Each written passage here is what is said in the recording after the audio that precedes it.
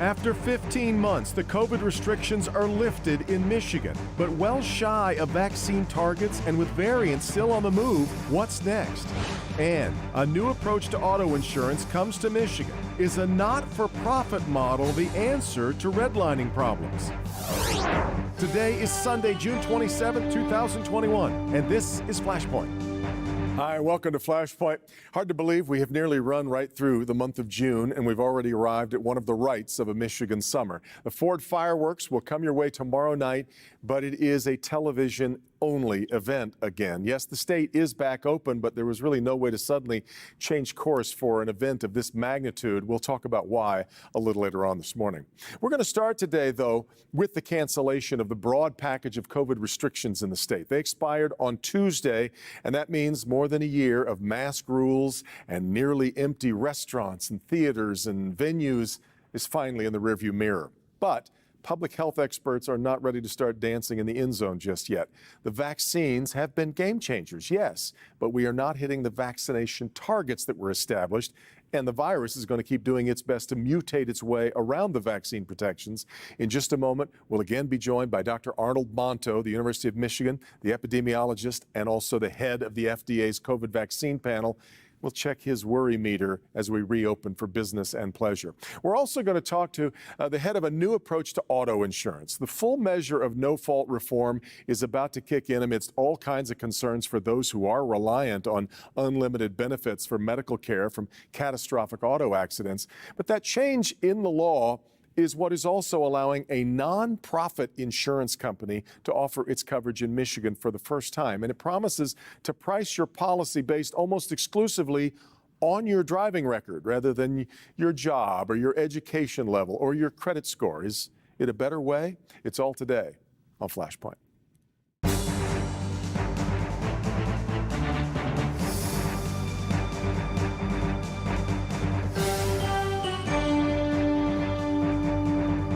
All right, let's start this morning with coronavirus, and here's hoping that just keeps becoming less and less necessary. But almost all of the state's pandemic measures now eased. Many are ready to be done with the whole thing.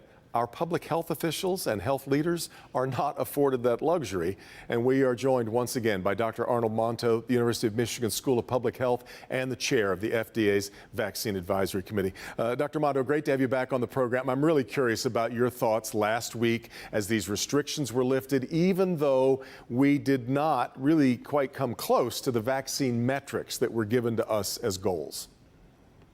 Well, the problem with the vaccine metrics is it assumes that the whole state is uniform. And we know if we look at the map that some counties are much better at vaccination frequency than others. And right now, things are good.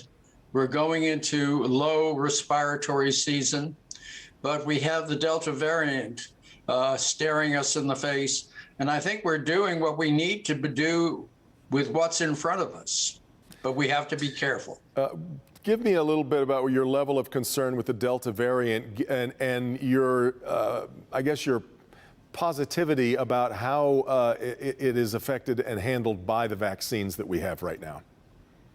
Well, the vaccines that we have now handle the Delta variant, perhaps not quite as well as the original COVID virus, but pretty well, preventing severe disease. What I'm beginning to worry about is whether transmission is going to be as well handled as the original virus.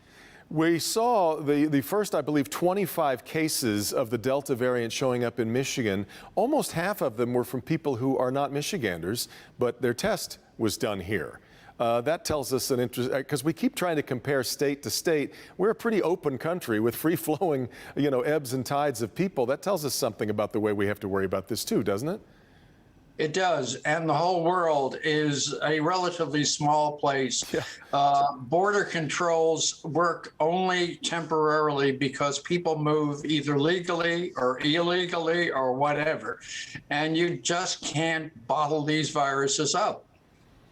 We had I had Senator Mike Shirkey on last week, who has had the virus and insisted that he did not need a vaccine since he had the virus. We had a Cleveland Clinic study that came out and suggested that that may well be true, but the CDC hasn't changed its guidance. How do you feel about people who've had the virus and whether they need the vaccine? I think people who've had the virus should probably get at least one shot of the vaccine. We know, to our great surprise, the vaccine is so good, it prevents infection better than getting infected, which is very unusual. We always say vaccines can't do well as natural infection. This one does. So it increases the level of antibody, which correlates, we hope, with protection. And you need the best protection you can when the variants start occurring. We see that the rising tide raises all boats, and the more antibody we have, the more protection we have against the variants. And these variants, we need to think of this virus really as an animal fighting for survival, right? It's going to continue to do what it has to try to get around whatever gates or cages we put up. That's right. And this happens all the time. And that's our best example of what happens, and it's even more extreme, is flu. Because flu keeps changing, and that's why we have to update the vaccine and give it every year. We hope we don't have the same situation with COVID, with the need to rapidly update or to update on an annual basis. But it may be like that. Well, if we, sort of adjoining that concept, though, is the idea of a booster. What do you, and I know you get asked this a lot, what are you thinking the outlook looks to be right now for whether or not we're going to need a booster shot, maybe in the fall or in the winter?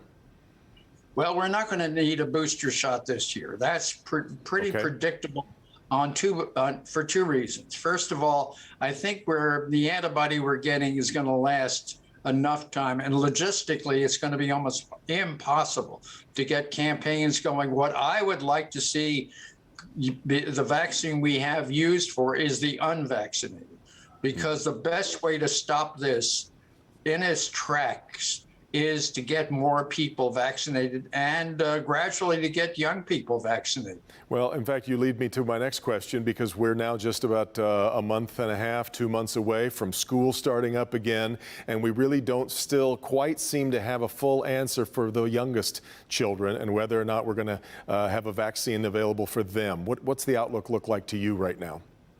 Well, we had a meeting at the FDA a week or so ago, and we looked in principle at vaccination of children. I don't think we're going to have vaccines for younger children younger than 12, before well into the fall, which is going to create a problem in terms of the opening of the schools. With the Delta virus coming in, we may see that children are at greater risk than they were in the past, which means that we're going to have to reevaluate and put childhood vaccinations at a higher priority than we have. We've looked at this and said, well, and there's been a debate, because some children are protected, but if this virus starts infecting and making younger people sick, which it seems to be doing in some areas, we are going to need a vaccine. Well, this also, though, gives us an opening maybe to reach the vaccine resistant. If we can make the case that this is the only way that we can protect our children, is to get as many other people vaccinated so that the virus isn't circulating. Is that the argument to make? That is the argument to make. We've got real resistance to this vaccine for sometimes reasons that make sense and sometimes that don't. The first reason was it's a new way to produce a vaccine, which was true. We didn't have very much information about it. The vaccine has now been in use, at least experimentally, for quite some time.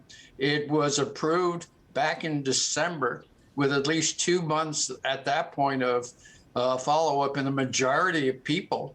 And now we've got a lot of experience. We're learning there are very rare side effects.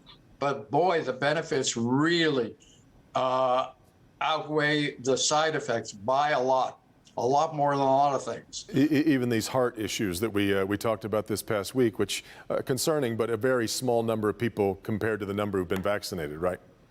Exactly. Yeah. Maybe it's one in a million, 1 in 100,000, or 2 in 100,000, and the illness doesn't seem to be long-lived.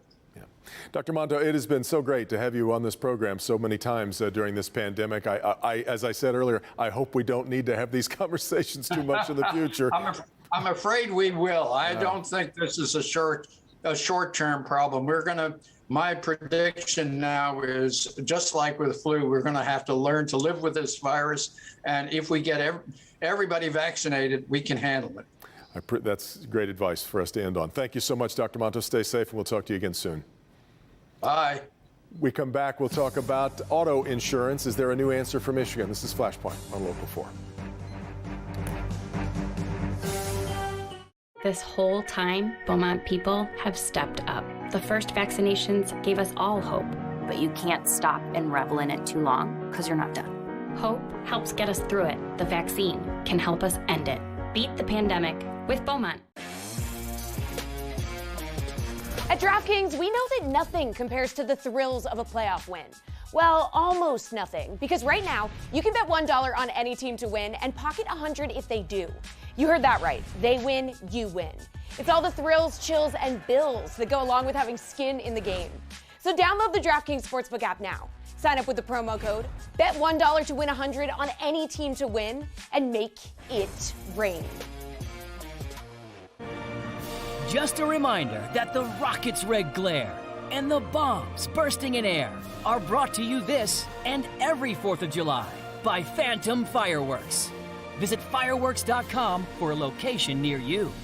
At SAS, we love bold questions because with the right analytics, we make data do amazing things like make the world safer, faster, healthier, and kinder. All we have to do is ask the data. SAS, curiosity forever. Hi, I'm David Hall from All Financial. With historically low interest rates and 5-star service, you could pay your mortgage off faster without increasing your monthly payment. Get started now at 248-308-5000 or chat with us online. Call hallfirst.com. As severe weather hits our area, turn to Local 4 and click on Detroit for critical information. Weather is having all kinds of serious impacts across Metro Detroit. There are still about a half dozen abandoned cars here. New information from the hardest hit areas. This water is dangerous. It is deep. Barricades are up. 2 vehicles remain submerged. And your updated forecast. An extraordinary, epic rain event. So everyone is under the gun. For continuing coverage of the storms, stay with Local 4 and click on Detroit. Welcome back. Several years ago, as Michigan was debating reforms to our long-held no-fault insurance system, Eric Poe was a guest on Flashpoint, touting his ideas for a not-for-profit insurance company aimed at wiping out the problems of redlining in car insurance policies. He wrote what came to be known as the D-insurance model that never quite came to pass. Well, now that the Michigan no-fault landscape has changed, Poe's company is ready to open for business for Michigan customers, a state in which redlining has infuriated and frustrated many a car owner. And Eric Poe of Cure Auto Insurance is back to talk about it today. Eric, I can't believe it's been that many years. It was 2015 since you were on the program. But let me start with this. If Michigan had decided to stick with no fault, you would not be here now, correct? Oh, that's unequivocal. In fact, 26 new insurance companies have applied to enter the state of Michigan as of July 1st because of the new law. So when what you tried to happen with D-insurance, and you know so much about the frustrations of Detroiters feeling like they have been redlined to death, literally in some cases, what happened with that what didn't work, and why is it different now? Well, it's funny because the people that abuse the system, which is what's causing up these problems in car insurance rates, actually fought D-insurance because they didn't want to see any change anywhere. As a result of it, it actually backfired on them because now the new law applies to the whole state of Michigan, which will actually drive down rates for everybody in the borders of Michigan. So the reason why this bill is actually better than de-insurance is because it actually puts a full fee schedule that will make sure that nobody who doesn't abuse the system gets rewarded for it. And the people that don't abuse it actually get paid what is a reasonable rate for the treatment that they're accepting for workers' comp or for health insurance. We've got a lot of people in this state, predictably perhaps, as some of them personal injury attorneys. We've got a lot of people who are still not happy with watching our insurance change. Most reporters and politicians in this town have now had their inboxes flooded with people pointing out that come July 1st, we're going to have about 6,500 Michiganders who have been the beneficiaries of lifetime care after a catastrophic accident. And a lot of that's going to go away because they're being told that they can only now have they've got to only have 55% of what they had been relying on to spend. Do you have any thoughts about the folks who are falling through this massive crack? Yeah, so a lot of this stuff is gloom and doom propaganda. The reality is that everybody still has a choice of unlimited benefits under the no-fault system in the new law. What they're talking about is the fact that the studies showed that back in 2019, these different doctors and hospitals and injury group treatment centers were charging 5 times Medicare for what they were charging as a reasonable rate. So what the lawmakers did was they said, look, we're going to allow 2 times what Medicare is and what people accept, which is within reason of what their other doctors are actually getting currently from health insurance and workers' comp. So the reason why they put this 55% reduction in is because if you take the 55% reduction off of 5 times Medicare, you'll still get a rate that's significantly more than 2 times that Medicare number, which means that those people will still get paid more than what they're getting paid from a health insurance carrier or workers' comp carrier. So there's a misnomer to say that they're losing their benefits. It's that certain types of care are simply not covered under Medicare. So I'll give you an example. Attendant care is often used in these articles to say, well, there's somebody who's catastrophically injured. We have attendant care that was being paid for. And now with this new law, we're not going to get paid for that care. Well, there's a difference between attendant care and medical attendant care. And a lot of the reporters and a lot of these stories don't differentiate the two. So yes, we as a car insurance carrier, just like Medicare, will not pay for somebody to just be your spouse and sit in a room that has no medical background whatsoever, no certification in nursing, to pay them an hourly rate to sit and lie and sleep beside you. That's not covered by Medicare because it's not considered a medical treatment. But if you have a nurse that you need to have 12 hours or 24 hours of nursing care that is medically necessary and is reimbursed by Medicare, it's a covered actual treatment. So that's where I think a lot of the story is being lost. And as Mayor Duggan has pointed out, and you and I spoke up on the program years ago, this is where car insurance suddenly becomes a commentary on the way our healthcare system works in America, of course. But some people, I think, have insisted, Eric, that Michigan was the only state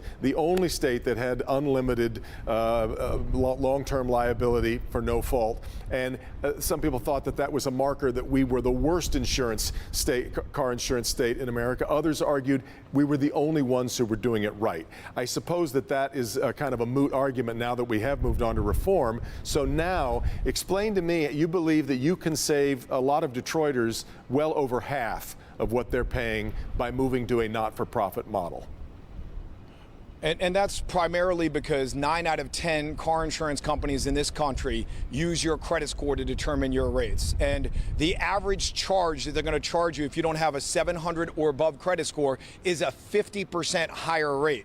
We're the only car insurance carrier that we're aware of that does not use your credit score, doesn't do a credit check. We determine whether or not you drive your car responsibly. And because we eliminate that part, as you can imagine, there are people in Detroit that simply can't afford car insurance. It's the highest cost in the country. Right.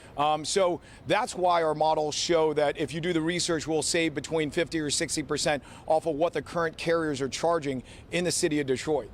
And when it comes to redlining, which is another massive problem here, can you guarantee that, because obviously cars are stolen more in, say, one neighborhood than another, isn't it necessarily going to cost that person more to insure their vehicle? So that's where like the complexities of insurance usually confuse people in the media as well as legislators. You know, where you live is always going to be correlated, so long as the state allows it, to the propensity of a car being stolen. And those factors are independent from the redlining that I'm talking about. I've been outspoken about the industry using credit scores, and that specific component of credit scores is really more important. They actually did a study by Consumer Reports nationally that showed that if you have a sub 600 credit score in the United States, you will pay more than a drunk driver. Simply, even if you've never had a ticket or accident in your life, because your credit score is below 600. And that's really the redlining that we're talking about trying to end. It's been powerful. Eric, thanks so much for the time. If you, we would advise you as you start shopping around, if you want to consider Cure Auto Insurance, it'll be available for Michiganders starting in July. Eric, thanks very much. Thank you very much. You bet. We'll take a quick break. Back with more to talk about the fireworks tomorrow night. This is Flashpoint on Local 4. I'm Lila Lazarus. Even if you've already had COVID-19 or tested positive, you still need the vaccine. We still want you to get vaccinated even if you've had COVID. Reinfection, fortunately, is quite rare, but we still want to make sure that you're protected. The COVID vaccine is a series of 2 shots. The first shot primes your body. The second shot strengthens your immune system to stop the virus and keep it from getting into your cells and making you sick. 2 weeks after the second shot, you're 95% protected. Learn more at stjoeshealth.org/vaccine. People are always finding ways to save money. I learned to cut hair. Fortunately, Xfinity makes saving easy and way less awkward. Because when you have Xfinity Internet and add mobile, you could save up to $400 a year on your wireless bill over AT&T. Saving made easy. Can your internet do that? This place can fix it. Thanks. Get Xfinity Internet and mobile together for just $40 a month and save hundreds on wireless over AT&T. Click, call, or visit a store today. At SAS, we love bold questions. Because with the right analytics, we make data do amazing things. Like turn data into answers. And ask the questions that move the world forward. SAS, curiosity forever. Storm Tracker 4 is faster and more precise. And we're the only weather team in Metro Detroit that has it, because it helps us make better predictions when it counts. For changing weather in changing times, count on Storm Tracker 4 and the local forecasters.